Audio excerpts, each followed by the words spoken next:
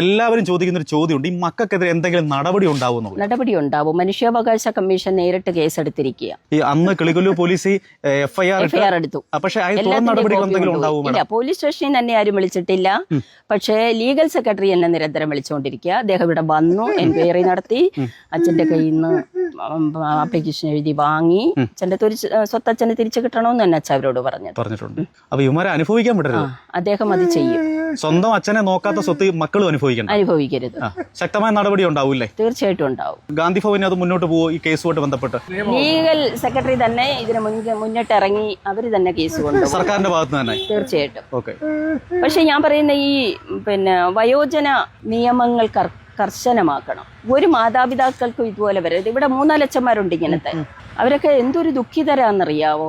മക്കളെ ഓർത്താ, നമ്മുടെ സ്ഥാപനം ഓർത്തല്ല. നമ്മുടെ സ്ഥാപനത്തിൽ അവരെല്ലാം ഹാപ്പിയാണ്. ഏറ്റവും സങ്കടം, ഒരു സാമ്പത്തിക സ്ഥിതി ഇല്ലാത്ത ഒരു അച്ഛനാണെങ്കിൽ ഓക്കെ, ഇത് എല്ലാം കൊണ്ടും മുൻപന്തിയിൽ മക്കളെയൊക്കെ ലാവിഷായിട്ട് വളർത്തി വലുതാക്കി നല്ല വിദ്യാഭ്യാസം, ഒരു മകൻ പൈലറ്റ് ആവാൻ പഠിപ്പിച്ചാണ്. ഏറ്റവും നല്ല രീതിയിൽ നല്ല വിദ്യാഭ്യാസം കൊടുത്തു, നല്ല ഭക്ഷണം കൊടുത്തു, നല്ല സംരക്ഷണം കൊടുത്തു, എല്ലാം ചെയ്തൊരു മനുഷ്യനാണിത്.